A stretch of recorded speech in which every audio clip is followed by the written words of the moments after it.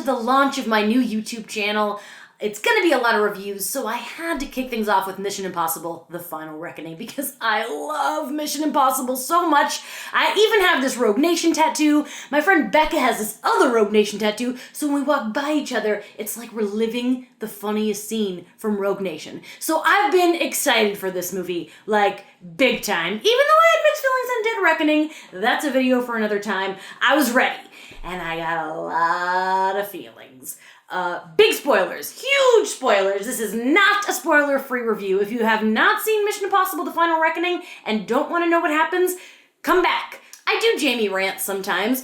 They will not be in every video, but unfortunately this video requires one. I'm not gonna yell at you though. I'm gonna be a calm rant. This rant is directed towards Christopher McQuarrie. Here we go. Mr. Christopher McQuarrie, I want to thank you for all you've given us, especially Mission Impossible Fallout, but I don't understand why you decided that The Final Reckoning needed to have so many flashbacks to the other movies. You know we've seen them, right? We're here for the 8th movie. We know what happened. Okay, you want to do a little homage in the beginning before the title drop? Cool. Give us those moments. Give us those highlights. Remind us that Ethan was married. Love you, Julia.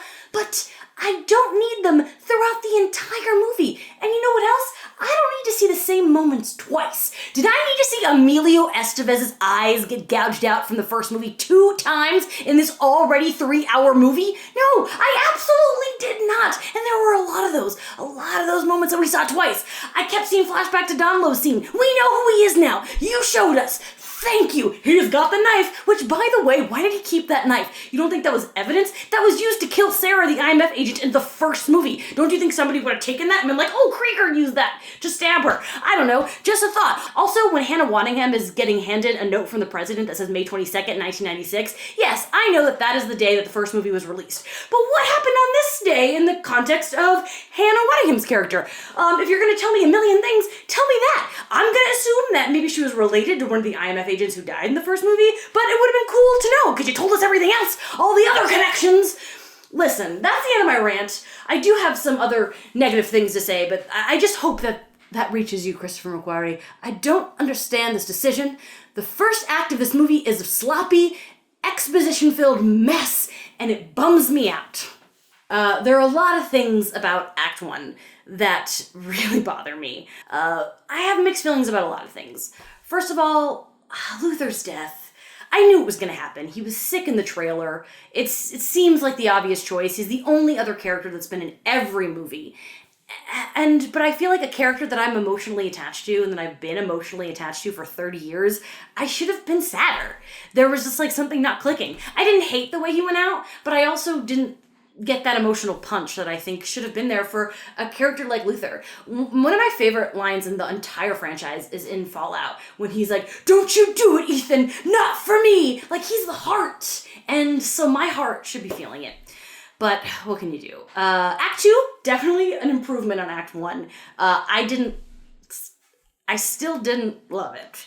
I enjoyed everything that was going on in Alaska. I really did love the return of Rolf Saxon as Don Lowe. I love that he got to tell Ethan that his life is great and thank Ethan. It felt like Ethan was forgiven for something that he didn't even know he needed to be forgiven for, but it was a really sweet moment. And I love Topisa. I love his wife. She was so funny. What a great addition.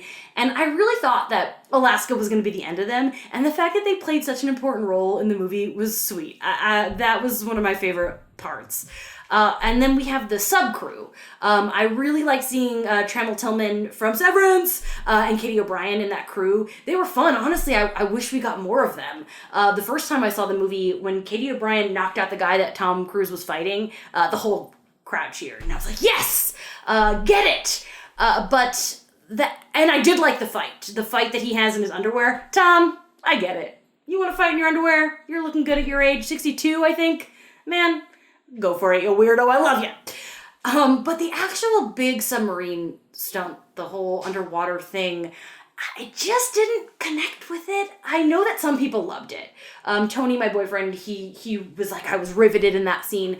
Watching it the second time, I found myself completely zoning out. And I don't do that a lot in movies, especially Mission Impossible movies. I've seen Fallout at least 30 times, and I'm like this. Each time I watch, you can't you can't unglue me to the screen.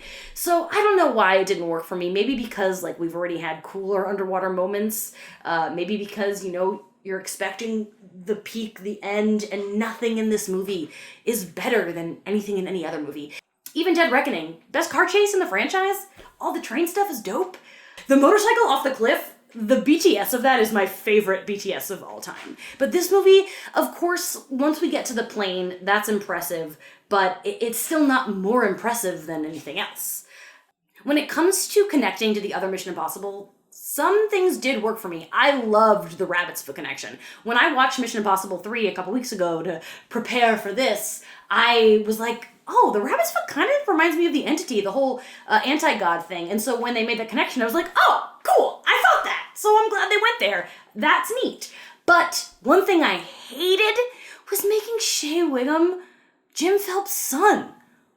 Why? Especially because Ethan is like, oh, do you want revenge? He's like, no. He's like, oh, do you want to clear your father's name? No. Okay, then what was the point? My boy Shay doesn't have to be connected to anyone. He's a beautiful, perfect man. Perfect. We gotta get down to the grace of it all. I love Haley Atwell. I'm a big Agent Carter fan. I just watched her on Heartstopper, and she's so cute. I think she's a great actor. I have feelings about Grace. And it's no one's fault. That's not true. It's someone's fault for killing Elsa Faust, my favorite character. I mean, the amount of love that they gave her in Rogue Nation and Fallout, you felt like they were working towards a romance, and anyone who's like, you were reading into that, no, it was a romance. She asked him to go away with him in the 5th one. In the 6th one, Luther was like, I've only ever seen Ethan serious about 2 women. Come on!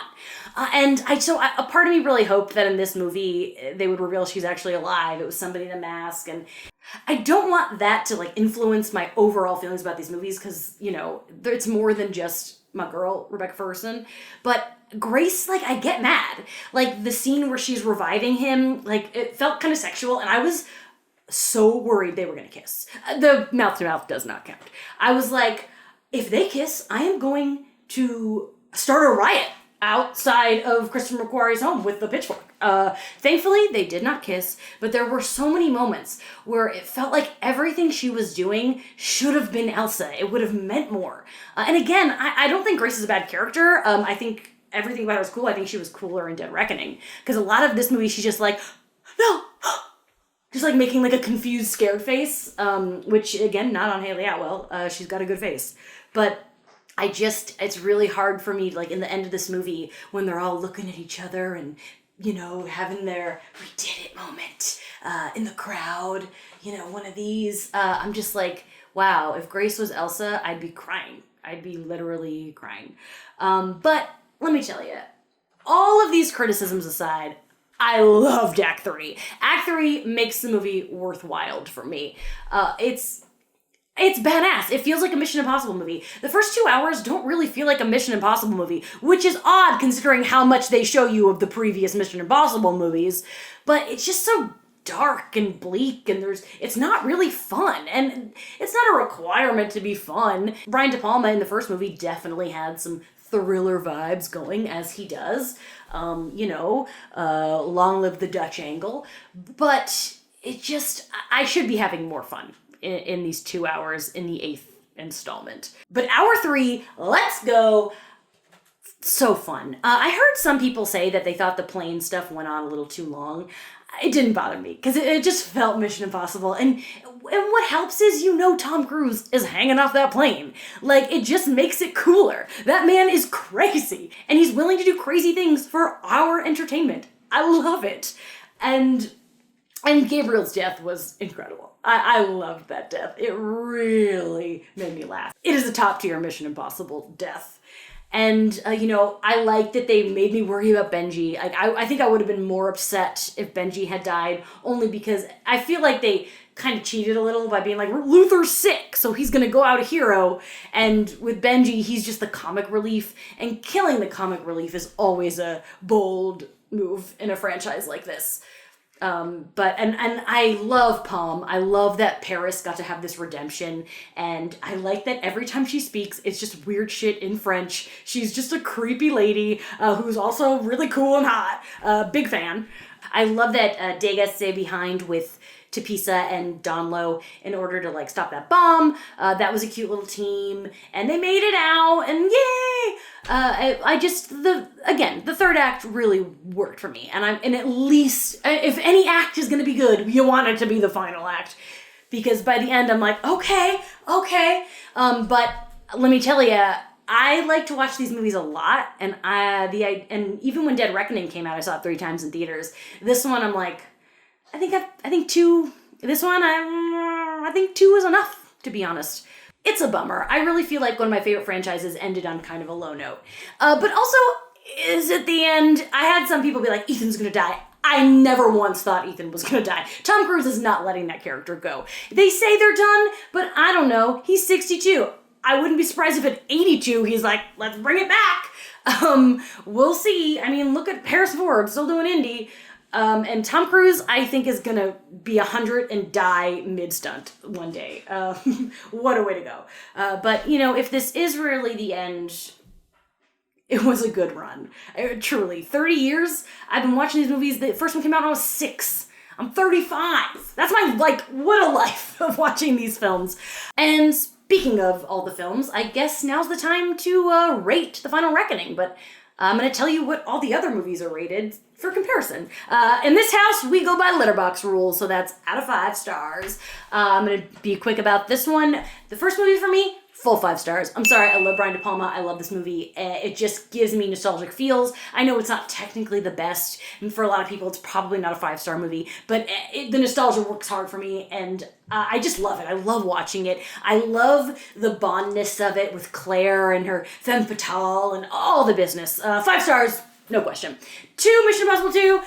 Obviously, it's the worst one of the franchise. I think everyone can agree to that. But I always say, worst doesn't mean bad. It's still a 3.5 for me. It has a lot of fun moments. Not the one I like to revisit the most, but I don't hate it. So 3.5. The third movie, Mission Impossible 3, that's grown on me a lot over the years. 4 stars. When I first saw it 20 years ago, didn't really love it. But now, it's good. And obviously, Philip Seymour Hoffman is the best villain in the entire franchise. Number 4, Ghost Protocol, 4.5. What a banger. The best stunt in the franchise, in my opinion. The building is amazing. There are certain factors why I don't give it a full 5, but I still love it. And then we've got Rogue Nation, 5 stars. Sorry, it's amazing. What can I say? Elsa, I got my tattoo. Everything about it. Christopher McQuarrie came in there and he said, "Oh, you like what Brad Bird did? I'm gonna go even crazier." But then 6, the 6th one, Fallout, 5 stars. Not only is Fallout 5 stars, but I would say it's probably in my top 20 favorite films of all time. It is one of my most logged movies on Letterboxd. It is a movie that I could watch any day. It has everything. I love it so deeply. The way that movie connects with the other movies is so seamless in a way that Christopher McQuarrie really nailed it that time. Don't know what happened with the 8th installment. And then we have Dead Reckoning, 4 stars. Same tier as Mission Impossible 3 for me. Some absolute epic action. Don't love a lot of the story choices. So, but still, 4 stars? I mean, that's good. That's a high rating. And so that brings us to Final Reckoning. The score is, drumroll please, 3.5. Same as Mission Impossible 2. I think it's a step above Mission Impossible 2 just in quality. I'm so sorry, John Woo. There are some things I love, but there are so many things I hated.